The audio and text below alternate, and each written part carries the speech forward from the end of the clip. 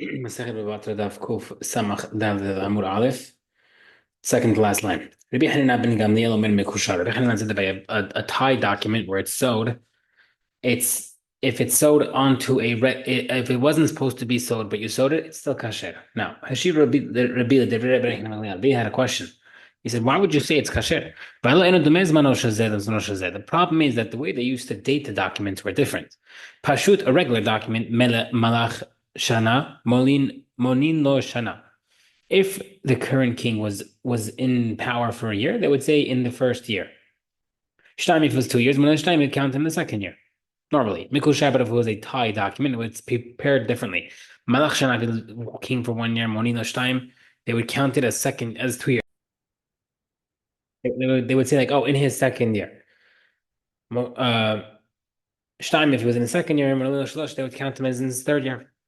So what's the problem with that? If there's two different dating systems, a borrower might borrow money using a Thai document which has the extra year in it.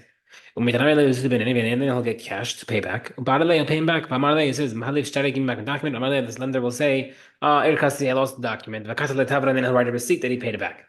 Then when the date arrives for the Thai document to be paid back. Meshavle Pashut, he'll unfold it, show it as a current document. This is a new loan that you gave me. See, this year, 2024. Where it says, and therefore, so he's able to collect money without any problems. The guy can mess over people. Where it says, Kasavar en kotfin shovar. Rabbi Hanan says, yeah, okay, fine, no problem. But in these type of cases, we're not going to allow a receipt to be written unless you have the document. So therefore, he'll avoid that. Now, the thing is, seemingly Rabbi knew how the Thai documents worked, but we see elsewhere he didn't know how it works. How is a story about a certain document, Thai document. That document that Rabbi came in front of Rabbi, Amar Rabbi, and Rabbi said, this is a post-dated document because it's in the second year or the following year. Like I say, it was the fifth year and they wrote sixth year. So you see it's post-dated. Zonin told Rabbi, Kach min hagash mazu, this is the practice of this nation. You add a year to the thing, and therefore we see that Rabbi was not familiar with how it works. The Gemara says, no,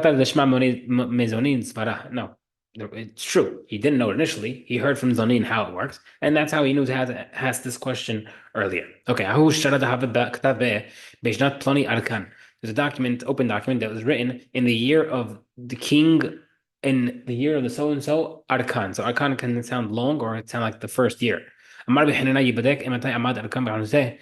Arkan was his became king to see whether or not it was in the first year or not. But then maybe Arkan means that it was long. He was in his a lengthy reign of king. Amar Hoshea kach menegash rishon korin la Arkan. No, the practice of the nation was that in the first year they would refer to the Arkan, and Shnia korin la Digon, and the second year they call him Digon.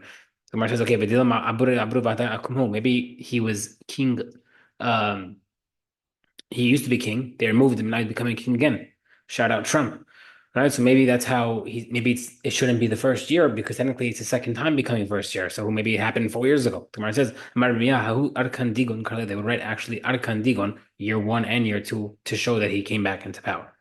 If the guy says, I'm a Nazir, says, if he says Hena, it means he has one set of Nizirus, which is 30 days. Digon, if he says Digon, it means two sets, which is 60 days. Tregon, trigon, which mean 33 sets, which is 90 days. Tetragon, arba, tetragon would be 120 days. And pentagon, hamesh, and pentagon would be 5 times 30, 150 days. Timbaran, by dagol, a round house. Digon, a two-cornered house. Tregon, a three-cornered house. Pentagon, a five-cornered house. By the way, look at Rashbam, and you'll see in the bottom, he drew a picture of a five-cornered house. It looks like a SIM card. Fun fact. These type of houses, they can't become tameh through tzarat.